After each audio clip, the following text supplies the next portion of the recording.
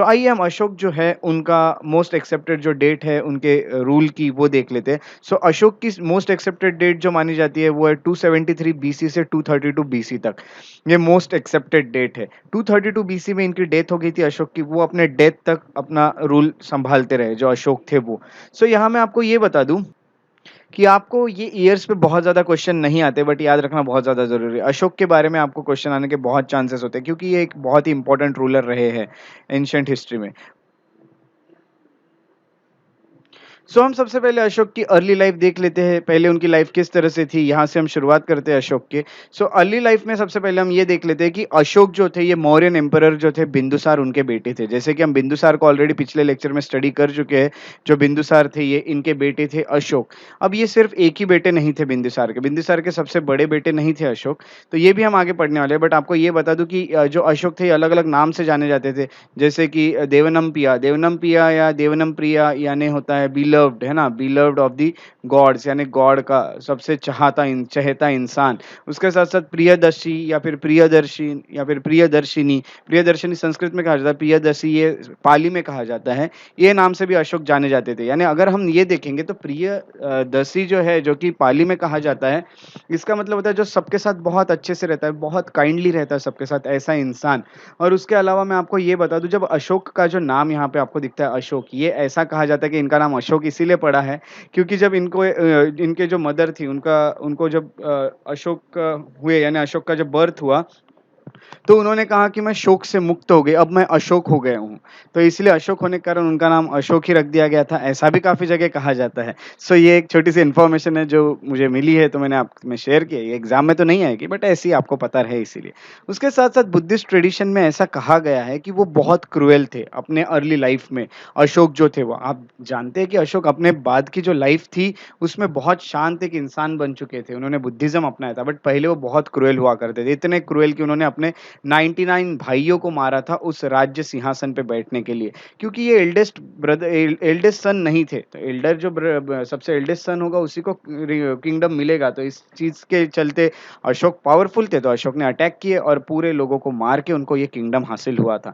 उसके साथ साथ अशोक का जो किंगडम था ये बहुत बड़ा था। अगर हम देखेंगे उसका स्ट्रेच, तो अफगानिस्तान वेस्ट में आते तो अफगानिस्तान से लेके तो ईस्ट में बांग्लादेश तक, उसके साथ-साथ ऑलमोस्ट पूरा इंडियन सबकॉन्टिनेंट कवर किया गया था, सिर्फ एक्सट्रीम साउथ को छोड़ के, जिसमें केरला और तमिलनाडु आ सकता है और आप कह सकते हैं कि मॉडर्न डे श्रीलंका आता है। उस टाइम पे श्रीलंका को सेलोन कहा जाता था। यहाँ पे आप देख सकते हैं, देखिए बहुत बड़ा वास्ट किंगडम है ये, यानी आप देख सकते हैं मैंने अभी जो आपको स्ट्रेच बताया वो यहाँ। अशोक ने बहुत बड़ा किंगडम यहाँ पे सेटअप किया था, तो उनका बहुत बड़ा योगदान रहा है एक मौर्यन एम्पायर को बहुत आगे बढ़ाने में। उसके बाद हम देखते हैं कि राइज टू पावर, वो पावर में किस तरह से आए अशोक। अशोक सबसे पहले ये बता चुका हूँ मैं कि वो सबसे बड़े बेटे नहीं थे बिंदुसार के। उसी के कारण ही वाज़ नॉट हियर प्रेज़म्पटिव, यानी वो अगले राजा बनेंगे ऐसा ज़रूरी नहीं था क्योंकि एल्डेस्ट सन को बनाया जाता है। जो बिंदुसार है उनको यही लगता था कि उनका जो बेटा है सुशीमा, ये बनना चाहिए अगला किंग मेरे बाद, है ना? तो वो उन्होंने उनका नाम बता दिया था कि सुशीमा जो है वो बनेगा अगला किंग। बट अशोक जो थे ये अपने पूरे बेटों को कहीं न कहीं गवर्नर करके रखते थे ताकि वो ट्रेंड हो जाए अच्छे से। तो अशोक जब बिंदुसार थे तब गवर्नर हुआ करते थे उज्जैन के। यहाँ पे आपको दिख रहा है उज्जैन। उज्जैन के वो गवर्नर हुआ करते थे और वहाँ से अशोक के पास बहुत सारी स्किल्स थी। अशोक बहुत कुछ सीख चुके थे। He was trained in military and weapons, है ना? तो बहुत सारी स्किल्स थी। मिलिट्री में बहुत ट्रेन्ड थे, उसके साथ-साथ वेपन्स बहुत अच्छे से चलाना जानते थे और अगर हम देखते हैं तो एडमिनिस्ट्रेटर भी बहुत अच्छे थे। इस चीज़ के कारण तो वो गवर्नर उज्जैन के बने ही थे। बट और यहाँ पे पावरफुल थे तो उन्होंने अपने भाइयों को तो ईज़िली हरा ही दिया। But when he became the king, he was said to be bad tempered, है ना? तो ऐसा भी कहा जाता है जब वो राजा बने तो बहुत गुस्से वाले इंसान थे, बहुत रुथलेस थे और बहुत क्रूएल इंसान थे अशोक जब राजा बनते। तो आप अगर उनके एंड वाला जो एज था उसमें उनको देखोगे तो आपको ऐसा बिल्कुल नहीं लगेगा उनको देख के कि इस तरह के वो हुआ भी करते होंगे कभी। ऐसा भी कहा जाता है कि उन्होंने टॉर्चर करने के लिए एक चेंबर भी बनाया था, जहाँ पे वो प्रिज़नर्स जो होते हैं जिन लोगों को बंदी बनाते थे, उनको टॉर्चर कर के मारते थे। तो इतने ज़्यादा क्रूएल अशोक हुआ करते थे, तो उनको कहीं-कहीं पे चंडा अशोक भी कहा गया है। चंडा अशोक यानी क्रूएल अशोक। बहुत ज़्यादा क्रूएल हुआ करते थे अशोक, ऐसा भी माना जाता है। उसके बाद वो जब किंग बन जाते, वन्स ही बिकेम किंग, उन्होंने अपना एम्पायर एक्सपांड करना शुरू किया कॉन्क्वेस्ट से, युद्ध करते थे, वॉर करते थे और एम्पायर और अलग-अलग नई-नई जगह जीत के लाते थे और जीत के वो अपने जो एम्पायर है उसमें ऐड करते जाते थे। ऐसा भी कहा जाता है कि उनके उन्होंने अपने 9th ईयर में उनके पीरियड 9th ईयर के रूल में यानी उन्होंने काफ़ी साल रूल किया, उसमें जब 9वाँ साल था उनका रूल का, उसमें उन्होंने वॉर किया था कलिंगा के ऊपर और कलिंगा जो है ये आता है आज ओडिशा जहाँ पे है, वहाँ पे उस टाइम पे कलिंगा हुआ करता था। उन्होंने कलिंगा पे अटैक किया था और जब वो कलिंगा पे अटैक करते हैं मैप में आप यहाँ पे कलिंगा दिया नहीं है बट आप देख सकते हैं यहाँ पे। सो यहाँ कलिंगा हुआ करता था और कलिंगा पे उन्होंने अटैक किया था। वो उनका कहा जाता है कि लाइफ का एक टर्निंग पॉइंट बना कलिंगा का वॉर। अब कलिंगा का वॉर ऐसा क्या वॉर था जिसमें अशोक के लिए बहुत बड़ा टर्निंग पॉइंट आ गया था अपने लाइफ में उनको ये देखना पड़ा कि ये क्रूएल्टी या फिर ये वॉर से कुछ नहीं होगा। तो देखते हैं इम्पैक्ट ऑफ कलिंगा वॉर क्या हुआ था अशोक पे।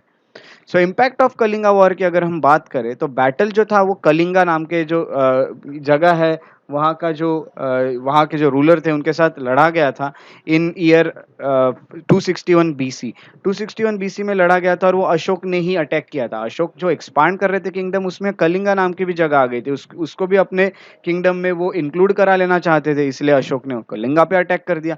कलिंगा पे अटैक करने के बाद उन्होंने कलिंगा को हरा भी दिया। कलिंगा को हराने के बाद पूरी शहर जो है कलिंगा उसको उन्होंने डिस्ट्रॉय कर दिया और ऐसा माना जाता है कि मोर देन 1000 पीपल 100,000 पीपल 100,000 लोगों से ज़्यादा लोगों को यहाँ पे मार दिया गया था इस वॉर में। और ये जो वॉर का हॉरर था, ये जो चीज़ हुई थी, ये बहुत डरावनी एक चीज़ थी। इतने लोगों को मारना, शहर का शहर डिस्ट्रॉय कर देना, ये अशोक को डिस्टर्ब करने लगी। अशोक बहुत ज़्यादा डिस्टर्ब हो गए और अशोक ने ये सोचा कि ये जो मैं कर रहा हूँ, ये लोगों को जो मारा जा रहा है युद्ध में, युद्ध लड़के कुछ किसी को हासिल नहीं होने वाला है। ये वॉयलेंस बहुत ही खराब है और यही चीज़ों के कारण उन्होंने ये डिसाइड किया कि मैं वॉयलेंस करना छोड़ दूँगा अपनी पूरी ज़िंदगी में और ऐसा रिलीजन उन्होंने अपनाया जिसमें वॉयलेंस नहीं करना ही बताया हुआ है और वो रिलीजन था बुद्धिज़्म।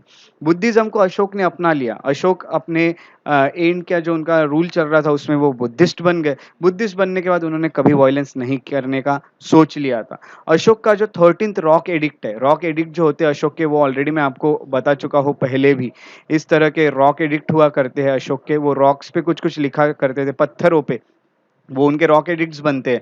उसपे जो भी लोगों तक जो भी चीज़ें पहुँचानी है वो लिखी जाती थी। सो ऑर्डर्स और ये सब चीज़ें, रूल्स और ये सब। सो यहाँ अगर हम देखेंगे 13th रॉक एडिक्ट है जिसमें कलिंगा वॉर का डिस्क्रिप्शन हमें मिला है। बट कलिंगा वॉर बहुत ज़्यादा क्लियरली कहीं भी हमें मेंशन किया हुआ नहीं दिख रहा है कि कौन वहाँ पे रूलर था और क्या था, ये हिस्ट्री में कहीं से भी हमें पता नहीं चलता है। सो कलिंगा वॉर पे उन्होंने अटैक किया था और उनकी लाइफ वहाँ से चेंज हुई थी, ये तो हमको ज़रूर पता चलता है, ये अशोक के 13th रॉक एडिक्ट से। अब ये यहाँ पे एक चीज़ और होती है कि उन्होंने क्या किया कलिंगा वॉर के बाद। अब ये हम देख रहे हैं कि उन्होंने वॉयलेंस नहीं करने की ठान ली थी। इसका मतलब उन्होंने जो उनकी पॉलिसी थी फिज़िकल ऑक्यूपेशन वाली, फिज़िकल ऑक्यूपेशन को हम क्या कह सक ओके, सो फिज़िकल ऑक्यूपेशन यानी वही कि खुद जाके लड़ाइयाँ करो, लोगों को मारो और ऑक्यूपाई कर लो उस एरिया को। ये उन्होंने करना छोड़ दिया था और उन्होंने जो अपनाया था वो था कल्चरल कॉन्क्वेस्ट। यानी कहीं न कहीं धर्म के आधार पे शांति से आप कोई भी एरिया को हासिल कर सकते हो। सो ये चीज़ उन्होंने यहाँ पे छोड़ दी थी फिज़िकल ऑक्यूपेशन वाला और ये अपना ली थी कल्चरल कॉन्क्वेस्ट और यहाँ पे इसीलिए उनको लिखा जाता है ऐसा कि बेरी घोष से अब वो धम्म घोष बन गए थे। बेरी घोष यानी और धम्म घोष यानी हम ये कह सकते हैं कि ड्रम को बीट करना, इसको घोष कहा जाता है, बेरी घोष। तो बीट ऑफ ड्रम जो होता है वो तो एक तरह से अगर हम देखें तो बेरी घोष यानी एक तरह से वॉयलेंस करके धम्मघोष यानी धर्म के आधार से किसी को जीतना और वॉर करके नहीं। सो वो बेरी घोष से अभी धम्मघोष बन चुके थे अशोक। ऐसा बहुत बड़ा एक टर्निंग पॉइंट उनके लाइफ में आ गया था क्योंकि यहाँ पे वो बहुत डिस्टर्ब हो चुके थे। ये होने के बाद उनको धर्म अशोक नाम से जाना जाने लगा यानी पायस अशोक। अगर हम देखते थे एक पवित्र अशोक बन चुके थे वो चंड अशोक से। चंड अशोक यानी वो क्रूएल थे पहले, क्रूएल से अब वो बहुत शांत और एक बहुत ही पवित्र इंसान की तरह वो बन चुके थे। और अगर हम देखेंगे तो जब ये कन्वर्ट हो जाते हैं बुद्धिज़्म में तो मोगलीपुत्र तीसरा जो है, ये बुद्धिस्ट मॉन्क थे उस टाइम पे, उनके मेंटर बन जाते हैं अशोक के टीचर मेंटर बन जाते हैं यहाँ पे। जो मोगलीपुत्र तीसरा थे वो। उसके साथ आपको ये बता दूँ कि अशोक जो थे उन्होंने थर्ड बुद्धिस्ट काउंसिल भी ऑर्गेनाइज़ किया था। ये मैं ऑलरेडी आपको बता चुका हूँ बुद्धिज़्म में के लेक्चर्स में। तो थर्ड बुद्धिस्ट काउंसिल उन्होंने पाटलिपुत्र में रखा था 250 बीसी में अंडर मोगलीपुत्र तीसरा's प्रेसिडेंसी। मैंने ये भी कहा था और इसके चेयरमैन थे मोगलीपुत्र तीसरा। सो ये चीज़ें यहाँ पे हम ऑलरेडी बुद्धिज़्म में भी देख चुके हैं बट ये अशोक के इसमें भी हमको स्टडी करना ज़रूरी था। उसके बाद मैं आपको ये बता दूँ कि अशोक जो है ये अगर हम देख रहे हैं कि पेसिफिस्ट का मीनिंग होता है पीस। जो पीस के थ्रू सब चीज़ें जीतना चाहता है वो पेसिफिस्ट होता है। सो वो पूरे कंप्लीट एक्सट्रीम पेसिफिस्ट भी नहीं थे। हालाँकि वो वॉर नहीं करते थे, उन्होंने छोड़ दिया था कलिंगा के बाद बट कलिंगा का जो वायलेंस करके उन्होंने कलिंगा को जीता था, उसको भी उन्होंने रिटेन किया था, है ना? तो वो कंडीशन देख के ही काम करते थे, तो उन्होंने कलिंगा जो है उसको रिटेन किया था, यानी अपने पास ही रखा था। अपने टेरिटरी में उस एम्पायर को उन्होंने इंक्लूड करा लिया था। ऐसा नहीं हुआ कि उन्होंने वायलेंस किया तो उन्होंने वो जो कलिंगा था वो जिन लोगों का था उनको वापस कर दिया, ऐसा नहीं है। इतने भी एक्सट्रीम पेसिफिस्ट नहीं थे वो, बट पेसिफिस्ट थे। कलिंगा के बाद उन्होंने वॉर नहीं किए। सो ये एक बहुत ही पॉजिटिव बात थी अशोक के लिए। तो अशोक यहाँ पे धर्म के आधार से सब जीतना चाहते थे। अगर हम देखते हैं तो अशोक ने सब चीज़ें छोड़ दी थी कलिंगा के वॉर के वक़्त। तो ये धर्म था क्या? सो यहाँ ये पढ़ना ज़रूरी है कि अशोक का धम्म क्या था? अशोक का जो धम्म था या अशोक का जो धर्म था जो उन्होंने अपनाया था, वो ये था कि अशोक ने एक पैटर्नल किंगशिप लाई थी। यानी जो किंग होता है वो पूरे अपने प्रजा का एक तरह से पिता होता है और बाकी जो भी है वो उसके बेटे होते हैं। तो यहाँ पे अगर हम देखते हैं तो ये पूरे जितने भी लोग रहते हैं उस किंगडम में वो आपके बेटे हो जाएँगे उस किंग के। ऐसा किंग ने समझ के चलना चाहिए और उनका उसी तरह ख़्याल रखना चाहिए जैसे अपने बेटे-बेटियों का रखा जाता है, बच्चों का रखा जाता है। सो ये एक यहाँ ऐसा माना गया था और ये भी कहा जाता है कि it is king's duty to look after welfare of the subject, है ना? तो कल्याण करना, हर बार अपने प्रजा का कल्याण करना ये एक ही ड्यूटी है, ये एक ही कर्तव्य है उस राजा का। अब हम ये भी देखते हैं कि थ्रू हिज़ एडिक्ट जो भी चीज़ें उन्होंने पत्थर पे लिखी है, उससे ये भी पता चलता है कि एवरीबॉडी शुड सर्व पेरेंट्स। सो जो आपके पेरेंट्स हैं उनको आपने उनकी हमेशा सेवा करनी चाहिए, ऐसा भी कहते थे। अपने टीचर्स की सेवा करनी चाहिए, उनको बहुत रिस्पेक्ट करना चाहिए और अहिंसा और ट्रूथफुलनेस को आपने हर बार फॉलो करना चाहिए। प्रैक्टिसेस ऑफ अहिंसा एंड ट्रूथफुलनेस। अहिंसा यानी आप नॉन वायलेंस कह सकते हैं और सत्य यानी ट्रूथफुलनेस कह सकते हैं। ये चीज़ें भी अशोक ने कही है अपने धम्म में। उसके साथ उन्होंने ये भी कहा है कि he asked everyone to avoid animal slaughter and sacrifice. उन्होंने ये भी कहा था कि पशु-पक्षियों को मारना बुरी बात है और आपको पशु-पक्षियों को मारना नहीं है और उनको उनकी बलि नहीं चढ़ाना है, ये सब आपने अवॉइड करना चाहिए। ये भी अशोक का धम्म बनता है। उसके बाद मैं आपको ये भी बता दूँ, he expounded human treatment of animals, है ना? तो एनिमल्स के साथ जो भी ट्रीटमेंट होगी वो बहुत अच्छे से होनी चाहिए, ये भी उन्होंने कहा था। एनिमल्स के साथ-साथ जो सर्वेंट्स होते हैं आपके यहाँ पे, जो भी नौकर होंगे, उनकी भी आपने बहुत अच्छे से ट्रीट करना चाहिए, उन्हें भी बहुत रिस्पेक्टफुली। और प्रिज़नर्स, जो लोगों को आप बंदी बनाते हो, उनको भी ट्रीटमेंट बहुत अच्छी मिलनी चाहिए, एक इंसानियत से मिलनी चाहिए। यही अशोक का धम्म था। अशोक ने ये भी कहा था कि ठीक है, मैं तो बुद्धिस्ट बन गया हूँ, बट ऐसा नहीं है कि मेरे राज्य में बाकी रिलिजन को जगह नहीं है। जी हाँ, अशोक ने बाकी रिलिजन को जगह दी थी। हर रिलिजन को टॉलरेंस उन्होंने दिखाया था, हर रिलिजन की तरफ अपना, और सभी रिलिजन को उन्होंने सपोर्ट भी किया था। सो ये ज़रूरी नहीं था कि अशोक अगर बुद्धिस्ट बनते हैं तो सभी लोगों ने बुद्धिज़्म अपनाना है। और आपको ये भी मैं बता दूँ कि देखिए, अशोक बुद्धिज़्म में ये लिखा है कि आपका एम है निर्वाण हासिल करना, जबकि अशोक ने कहा था कि आपका एम होगा कि आपको हेवन में जाना है, स्वर्ग हासिल करना है। सो कहीं न कहीं बुद्धिज़्म पूरी तरह से होगा ऐसा नहीं, बाकी रिलिजन भी थे, ये हमको इस स्टेटमेंट से समझता है। जैसे कि आपके ये चीज़ जो मैंने अभी आपको बताई, आपके एनसीईआरटी में दी हुई है। अब मैं आपको ये बता दूँ कि he sought conquest through Dhamma and not war. अब धम्म के थ्रू कॉन्क्वेस्ट करना है, धम्म के थ्रू एरियाज़ को जीतना है, तो धम्म के थ्रू कैसे जीता जाएगा? सो आपने जो भी धम्म बताई है, अभी अलग-अलग रीजन्स में जाना और वहाँ के लोगों को इसके बारे में इन्फॉर्मेशन देना, वहाँ के रूलर को। अगर वो ये चीज़ें अपनाना चाहते हैं, तो वो आपके किंगडम्स के साथ जुड़ जाएँगे। इस तरह से आपका किंगडम बढ़ता जाएगा। वॉर करके नहीं, तो धम्म के थ्रू आपको बढ़ाना है। इस तरह से अशोक ने एक आइडिया लाई थी। अब मैं आपको ये भी बता दूँ कि ये धम्म के जो भी प्रोपोगेट करना था धम्म को, उसके लिए उन्होंने एक ऑफिसर रखे थे जिनका नाम था धम्म महामत्रा। धम्म महामत्रा उन्होंने रखे थे ताकि धम्म जो है उसको अलग-अलग लोगों तक पहुँचाया जाए। अब मैं आपको ये दूसरी चीज़ ये बता देता हूँ कि अशोक धम्म के थ्रू एरिया जीतना चाहते थे, इसीलिए उन्होंने मिशनरीज़ भी भेजी थी अलग-अलग किंगडम्स में। ऐसा माना जाता है कि चोलाज़ और पांड्याज़ जो उनके वक़्त रूल करते थे, उनके एरियाज़ में भी उन्होंने मिशनरीज़ भेजी थी ताकि उनको अपना धम्म बता सके। कुछ जो ग्रीक्स है वहाँ पे भी भेजी थी, जैसा हम देख सकते हैं ग्रीक स्टेट्स कुछ-कुछ हुआ करते थे, जैसे कि एंटिओकस सेकंड जो थे ये सीरिया पे राज्य करते थे, सीरिया में भेजा गया था। फिलाडेल्फोस जो है टोलेमी सेकंड ये इजिप्ट में रूल करते थे, यहाँ पे भी भेजा था। उसके साथ-साथ एंटिगोनस जो है ये मैसेडोनिया में रूल कर तो मैसेडोनिया में भी भेजा गया था। और अलेक्जेंडर फर्स्ट जो है, ये अलेक्जेंडर वो नहीं है, ये अलेक्जेंडर अलग है। तो ये अलेक्जेंडर फर्स्ट जो है, जो एपिरस पे रूल करते थे, वहाँ पे भी मिशनरी भेजी गई थी, ऐसा कहीं-कहीं सोर्सेस से हमें पता चलता है। इवन उन्होंने सेलोन में भी भेजी थी, जो कि आज श्रीलंका नाम से जाना जाता है। बर्मा में भी भेजी थी, जो आज म्यांमार नाम से जाना जाता है। बर्मा, उसके साथ-साथ साउथ ईस्ट एशिया में भी उन्होंने मिशनरीज़ भेजी थी। तो ये इतनी सारी मिशनरीज़ वो भेजते तो थे, तो इसके साथ-साथ मैं आपको ये भी बता दूँ कि उनके जो बेटे थे, जैसे कि महेंद्र हो गए या फिर उनकी जो डॉटर हो गई संघमित्र हो गए, उनको उन्होंने श्रीलंका भी भेजा था। श्रीलंका में उनको खुद भेजा था ताकि उनके आइडियाज़ जो है ये प्रोपोगेट कर सके। ये भी चीज़ें यहाँ पे देखी गई है। और उसके साथ-साथ उनके जो एडिक्ट्स है वो जो लिखे जाते थे, मैं आपको ये बता दूँ, एडिक्ट्स जो लिखे गए हैं ये ऑलरेडी मैं वैसे आपको बता चुका हूँ एडिक्ट्स के बारे में, फिर भी अब अशोक की बात कर रहे हैं इसलिए मैं आपको ये बता ही देता हूँ। सो ये एडिक्ट हमेशा पाली लैंग्वेज में लिखे जाते थे। अब देखिए, पाली लैंग्वेज में लिखे जा रहे हैं और प्राकृत में लिखे जा रहे हैं, और स्क्रिप्ट जो यूज़ होती थी वो ब्राह्मी स्क्रिप्ट थी। ये सब चीज़ें मैं ऑलरेडी आपको बता चुका हूँ, अभी सिर्फ़ एक फैक्ट करके आपको बता रहा हूँ। तो कहीं-कहीं पे खरोस्ती में भी लिखे गए या अरमाइक स्क्रिप्ट में भी लिखे गए हैं। अब कहीं-कहीं पे ग्रीक में भी लिखे गए। तो लैंग्वेज जो है लिखने की, ये जो पत्थर थे उसपे लिखने की लैंग्वेज है उसके लोकेशन पे डिपेंड करती थी। जो लोकेशन के हिसाब से, यानी उस लोकेशन के जो लोग हैं, अगर जो भी लैंग्वेज वो ईज़िली समझ पाते हैं, उसमें अशोक जो है वो अपने एडिक्ट्स पे लिखा करते थे। मैं मौर्यन पीरियड के स्टार्टिंग में आपको यहाँ पे ये मैप दिखा रहा हूँ, तो आप मैप देख के समझ सकते हैं कि इतना बड़ा एक तरह से इंडिया था जो कि अंडर था, ये रूल पूरा मौर्यन डायनेस्टी का रूल है। आप देख सकते हैं कितना बड़ा पार्ट है इनके अंडर। सो इतने बड़े पार्ट का एडमिनिस्ट्रेशन भी काफ़ी अच्छा होगा। तो देखते हैं एडमिनिस्ट्रेशन किस तरह से था। सो आइए देखते हैं आज के इस वीडियो लेक्चर में हम क्या-क्या पढ़ने वाले हैं। तो सबसे पहले हम एडमिनिस्ट्रेशन में पढ़ेंगे central administration, provincial administration, municipal और आर्मी। ये 4 चीज़ें हम यहाँ पे 4 चीज़ों का एडमिनिस्ट्रेशन पढ़ने वाले हैं। मौर्यन पीरियड के वक़्त कैसा था, काफ़ी इंपॉर्टेंट लेक्चर रहने वाला है।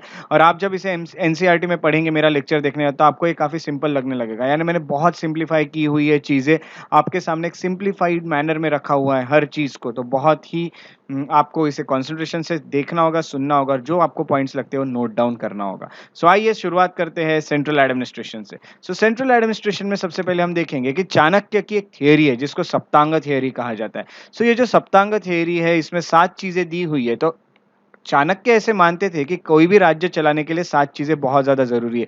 There are 7 elements of state. तो देखते हैं सप्तांग थियरी में 7 चीज़ें कौन-कौन सी आती है। 7 में सबसे पहले लिखा है राजा। राजा यानी किंग, ये तो बहुत ज़्यादा ज़रूरी है कोई भी राज्य चलाने के लिए। उसके बाद आते हैं अमात्य। अमात्य यानी सेक्रेटरीज़। देखिए राजा को जो भी यहाँ पे असिस्ट करते रहेंगे हर बार, वो सेक्रेटरीज़ होंगे किंग के। जैसे कि आज भी होते हैं सेक्रेटरीज़ हर मिनिस्टर के पास, उसी तरह यहाँ पे सेक्रेटरीज़ होंगे और ये इनको असिस्ट करते रहेंगे, इनकी हेल्प करते रहेंगे। उसके बाद होता है जनपद। जनपद यानी टेरिटरी। थोड़ा-सा यहाँ पे स्पेलिंग मिस्टेक था तो मैंने उसे सुधार लिया है, ओके, टाइपिंग मिस्टेक। उसके साथ-साथ जनपद होता है यानी टेरिटरी होनी चाहिए, आपके पास कोई टेरिटरी होगी तभी ना आप रूल करोगे। फॉर एग्ज़ाम्पल ये कोई टेरिटरी है, यहाँ पे एक किंग होगा, उसके साथ-साथ इनको असिस्ट करने के लिए सेक्रेटरीज़ होंगे, तो टेरिटरी के बिना तो आप कर ही नहीं सकते, तो टेरिटरी को जनपद कहा जाता था। उसके बाद दुर्ग होते हैं, दुर्ग यानी आप फोर्ट कह सकते हैं, फोर्ट यानी किले, जो आपकी टेरिटरीज़ है उसमें फोर्ट्स होने चाहिए, जहाँ पे आप अपनी आर्मी रखोगे, वहाँ से अटैक करोगे, एक सिक्योर प्रोटेक्टेड रखने के लिए बहुत ज़्यादा ज़रूरी है फोर्ट। उसके बाद अगला आता है कोष, कोष यानी ट्रेज़री, ट्रेज़री तो होगी तभी तो आपका राज्य चलेगा, पैसा और ये सब जहाँ आएगा वहाँ एक रखना पड़ेगा आपको, ताकि आपको लोगों का कल्याण करना है, डेवलपमेंट करना है, ये सब पर्पज़ के लिए आपको जो पैसा लगेगा वो ट्रेज़री, उसके लिए कोष होना चाहिए आपके पास। उसके साथ-साथ दंड या फिर सेना कहा जाता है। सेना यानी आर्मी, आर्मी आपके पास होनी चाहिए, आपकी अच्छी खासी आर्मी होनी चाहिए। और जो 7वीं चीज़ है, आखिरी चीज़ जो चाणक्य कहते थे वो है अलाइज़। अलाइज़ यानी मित्रानी।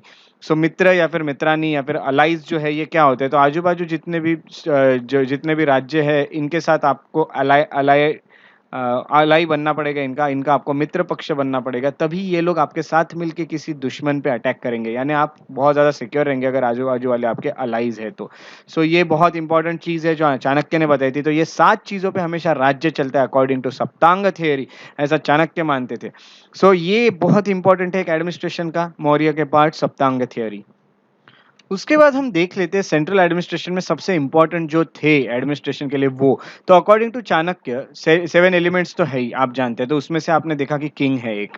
सो किंग जो है ये क्या है? तो किंग है सोल है अमंग ऑल 7 एलिमेंट्स, है ना? तो ये जितनी भी 7 चीजें आपने देखी, इसमें सबसे इंपॉर्टेंट जो है वो राजा होगा, वो सोल होगा, एक आत्मा होगी, इनके बिना ये चल ही नहीं पाएगा सिस्टम। तो ये मानते थे किंग।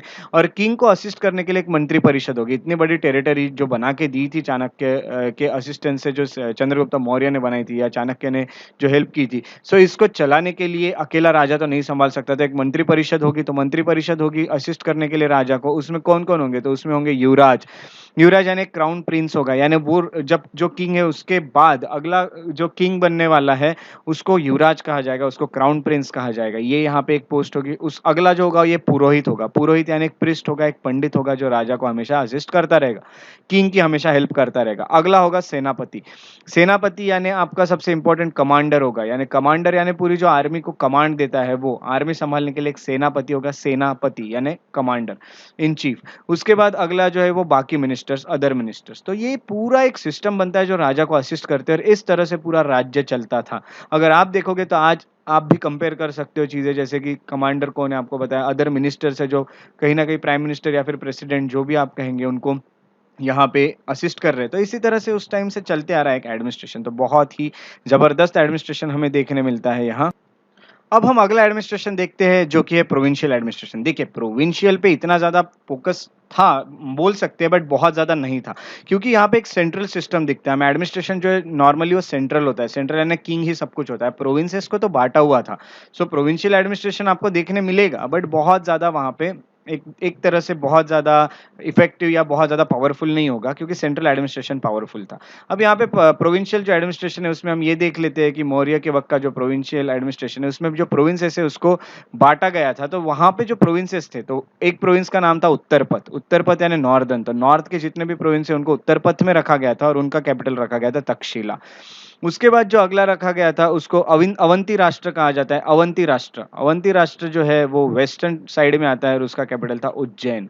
सो यहाँ पे अगर हम मैप में देखते हैं तो हम देख सकते हैं ये उज्जैन है, ये वेस्टर्न में आ गया। उसके साथ साथ यहाँ तक्षशिला है, ये नॉर्थ वाला पोर्शन हो गया। उसके बाद अगला जो उन्होंने हमें बताया है वो है प्राची। प्राची जो है ये ईस्टर्न या फिर सेंट्रल प्रोविंस कहलाता है। ईस्टर्न और सेंट्रल प्रोविंस जो है प्राची, वो पाटलिपुत्र उसका कैपिटल हुआ करता था। अगर हम यहाँ देखते हैं तो आपको यहाँ पे दिख रहा है पाटलिपुत्र। तो ये जो है ये आपको दिखता है प्राची वाला पोर्शन। ओके, सो प्राची यानी ईस्टर्न या फिर सेंट्रल। उसके बाद आते हैं कलिंगा। कलिंगा जो रखा था ये ईस्टर्न साइड में आता है, और इसका कैपिटल हुआ करता था तोशाली। ओके, तोशाली, यहाँ पे आपको तोशाली दिख रहा है। तो कलिंगा जो पार्ट है ये है यहाँ का, और इसका कैपिटल है तोशाली। तो ये बनता है ईस्टर्न पार्ट कलिंगा। उसके बाद दक्षिणापथ यानी सदर्न पार्ट, और इसका कैपिटल था सुवर्णगिरी। ओके, सुवर्णगिरी जो है ये कैपिटल हुआ करता था दक्षिणापथ यानी कि साउथ के स्टेट के। यहाँ पे आपको सुवर्णगिरी भी दिख रहा है। सो यहाँ पे देख रहे हैं आप 1 2 3 4 5 5 कैपिटल आपको देखने मिल रहे हैं। तो इस तरह से उन्होंने प्रोविंसेस बांट के रखे थे, और एक एक यहाँ पे उन्होंने जैसे कि आज गवर्नर होते हैं उस तरह से रखे हुए थे, जो कि किंग जो है उन्हीं के अंडर आएंगे ये पूरे प्रोविंसेस। सो एक अच्छा एडमिनिस्ट्रेशन है, इफेक्टिव एडमिनिस्ट्रेशन है, इसलिए यहाँ पे इस तरह से प्रोविंशियल एडमिनिस्ट्रेशन उन्होंने रखा हुआ था, उनको बांट के रखा हुआ था अलग अलग राज्यों में, जैसे आज होता है। उसके बाद अगर हम देखें एडमिनिस्ट्रेटिव यूनिट्स, तो एडमिनिस्ट्रेटिव यूनिट्स यानी अलग अलग यूनिट्स में बांटा था, ताकि किंग जो है वो एक तरह से अच्छे से इफेक्टिवली चला पाए पूरा एडमिनिस्ट्रेशन। तो यहाँ पे सबसे पहले आपको देखने मिलता है चक्र। चक्र किसको कहा जाता था? तो प्रोविंस को चक्र कहा जाता था। और चक्र जो है उसका जो हेड होता था उसको राष्ट्रपाल कहा जाता था, है ना? तो जो किंग होगा और जो राष्ट्रपाल होंगे, यानी यहाँ पे आपको अगर 5 जगह दिख रहे हैं तो 5 जगह पे अगर राष्ट्रपाल है तो किंग के अंडर ये पूरे आएंगे। जैसे कि आज चीफ मिनिस्टर होते हैं, प्राइम मिनिस्टर जो होते हैं ये सेंट्रल पे होते हैं, फिर किंग जो चीफ मिनिस्टर होते हैं वो। तो उस तरह से ये होता था उस टाइम पे। तो थोड़ा-सा सिस्टम था उस तरह से, अगर आप देख सकते हैं। तो उसके बाद आता है आहार या विषय। विषय यानी डिस्ट्रिक्ट, है ना? प्रोविंस में आते हैं डिस्ट्रिक्ट, जैसे कि आप देखोगे कि एक अगर है Maharashtra. Maharashtra is a state. उसमें एक डिस्ट्रिक्ट देखेंगे तो नागपुर इज़ अ डिस्ट्रिक्ट, है ना? तो नागपुर इज़ अ डिस्ट्रिक्ट और वहाँ पे जो हेड होंगे वो होंगे प्रदेशिका। सो प्रदेशिका जो होंगे वो डिस्ट्रिक्ट के हेड होंगे। उसके बाद डिस्ट्रिक्ट जो है वो कुछ विलेजेस में बँटा हुआ है। सो यहाँ पे अगर देखते हैं तो 10 विलेजेस मिलके एक सिस्टम बनाया हुआ है उन्होंने, जैसे कि आज तहसील होते हैं उस तरह से वहाँ पे जो होता था वो संग्रहण होता था। संग्रहण यानी ग्रुप ऑफ 10 विलेजेस, यहाँ पे समझ जाइए 10 विलेजेस है।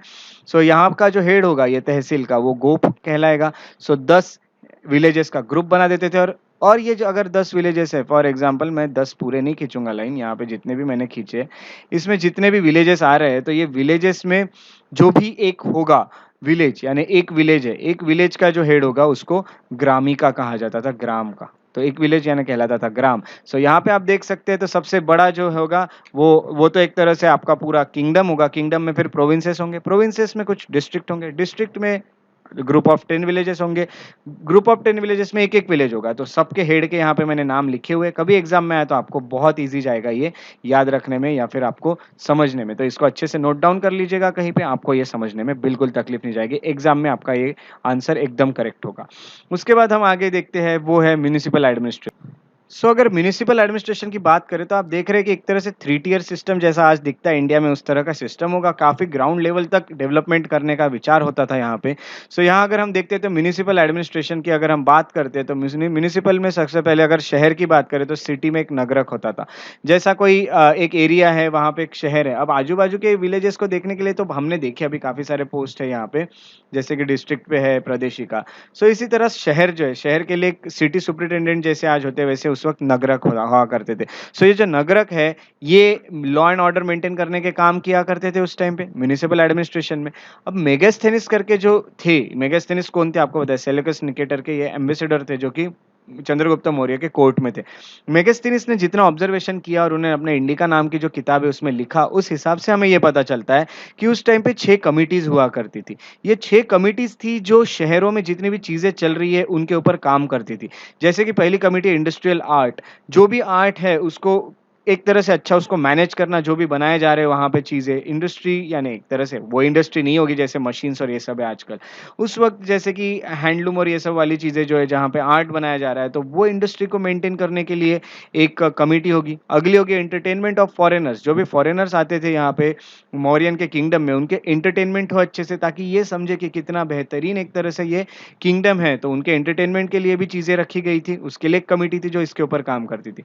अगला जो है वो registration of births and deaths, है ना? तो जो भी बर्थ और डेथ होती थी उसका रजिस्ट्रेशन यहाँ किया जाता था, जैसे कि आज भी किया जाता है। आपका म्युनिसिपैलिटी जो है ये करता है, तो उसी तरह वहाँ पे भी होता था। उसके बाद आता है ट्रेड एंड कॉमर्स, यानी जितना भी व्यापार चल रहा है उसके लिए भी एक कमिटी होगी, उसके ऊपर ध्यान देने के लिए, उसका मैनेजमेंट के लिए।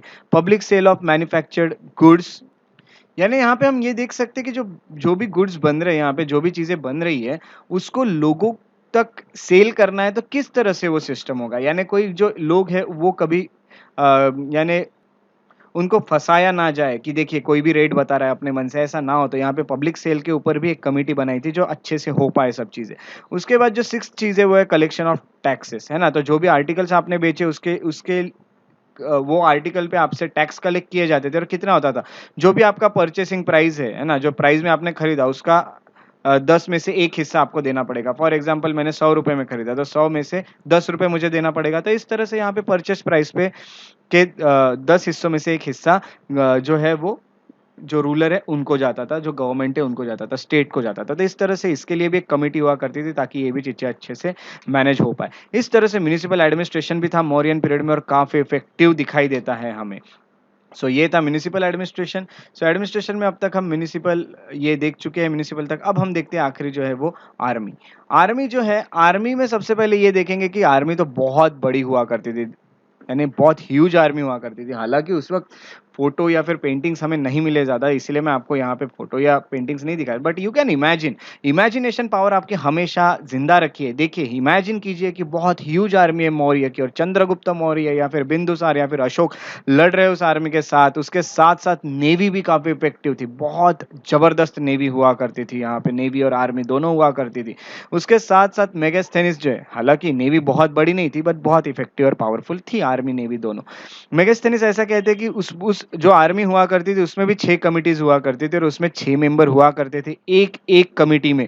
सॉरी 5 मेंबर हुआ करते थे एक-एक कमिटी में। 6 कमिटीज़ और 5 मेंबर हर कमिटी में। सो सबसे पहले होता है इन्फैंट्री। इन्फैंट्री यानी आप कह सकते हैं जो पैदल चलने वाले सैनिक होते हैं वो।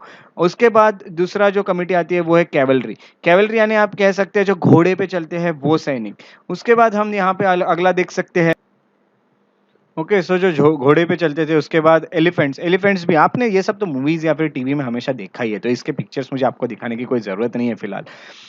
ओके, सो इन्फेंट्री हो गया, कैवलरी हो गया और एलिफेंट्स जो होते थे वो चैरियट्स यानी जो रथ होते हैं वो जो घोड़े को खींचते हुए जाते हैं रथ, वो भी हुआ करते थे इनके आर्मी में। नेवी हुआ करती थी जो पानी के थ्रू कभी अटैक हो गया तो उसको बचाने के लिए। आप यहाँ पे देख सकते हैं मौर्यन जो मैप है उसमें कि यहाँ पानी को लग के काफी सारा रीजन है, तो इससे प्रोटेक्शन होनी चाहिए क्योंकि पानी के रास्ते भी शत्रु आते थे अटैक करने।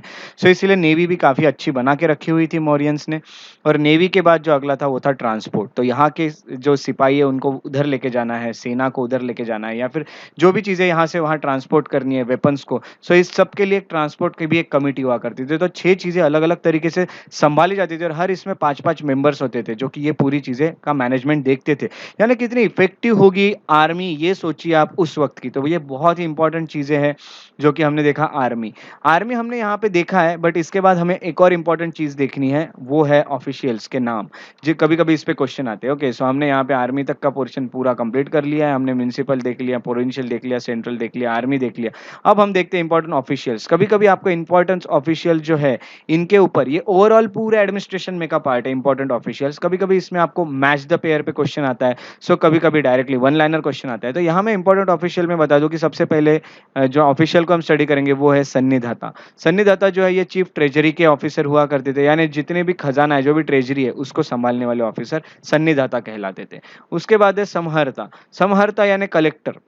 रेवेन्यू के जो कलेक्टर होते हैं वो कहते थे समहारता। जैसे कि आज कलेक्टर नाम से जाने जाते थे तो उस वक्त समहारता नाम से जाने जाते थे। उसके बाद थे व्यवहारिका या धर्मस्थ्य। तो व्यवहारिका या फिर धर्मस्थ्य यानी क्या, धर्मस्थ्य न्यायालय यानी सिविल कोर्ट। तो सिविल कोर्ट जहाँ पे सिविल केसेस चलते हैं, फॉर एग्जाम्पल प्रॉपर्टी की हो गई या फिर शादी मैरिज वैरिज, ये जितने भी चीजें हैं इनको कहा जाता है सिविल कोर्ट। तो सिविल कोर्ट के जो चीफ जस्टिस हुआ करते थे उनको व्यवहारिका या फिर धर्मस्थ्य कहा जाता है। तो सिविल कोर्ट। उसके बाद प्रदेश था यानी जो चीफ जस्टिस होंगे।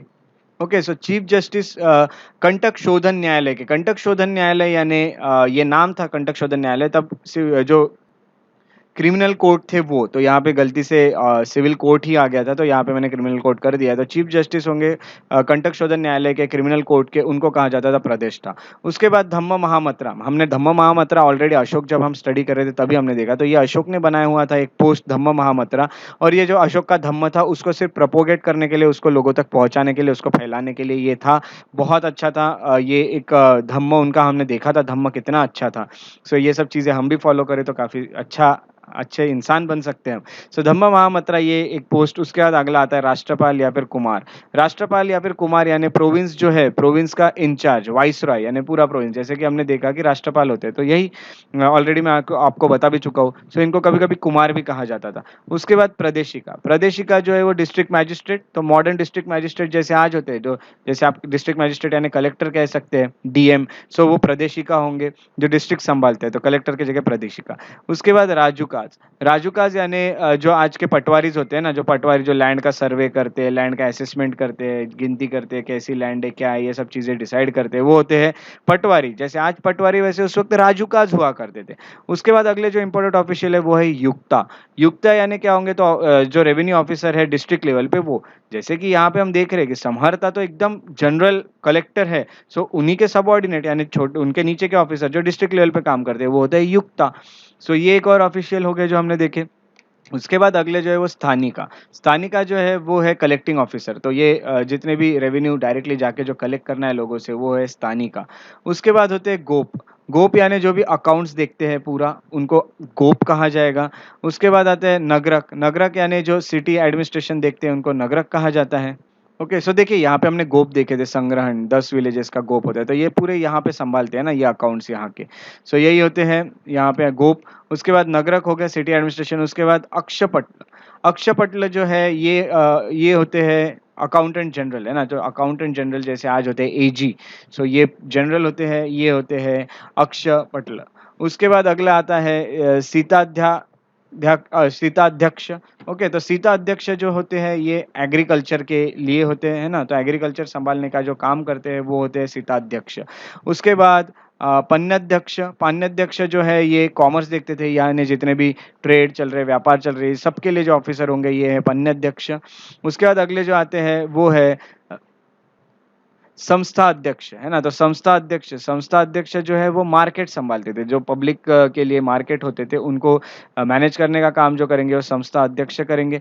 उसके बाद अगले जो है वो है पौटवा अध्यक्ष। पौटवा अध्यक्ष जो है ये होते हैं वेट्स एंड मेजर्स, है ना? तो वेट्स और मेजर्स एकदम परफेक्ट होने चाहिए, नहीं तो कोई भी कितने अपने मन के वेट रखेंगे, अपने मन के मेजर रखेंगे और बेचते चलेंगे गुड्स, ऐसा नहीं होना चाहिए। तो ये संभालने के लिए भी पौटा अध्यक्ष होते थे, जो कि वेट्स एंड मेजर्स पे ध्यान रखते थे। उसके बाद अगले जो होते हैं वो है नाव अध्यक्ष। नाव अध्यक्ष यानी शिप, नाव यानी आपको पता है शिप, तो शिप संभालने के लिए जो ऑफिसर होंगे, शिप के मैनेजमेंट देखने के लिए, उनका मेंटेनेंस देखने के लिए वो होते हैं नाव अध्यक्ष।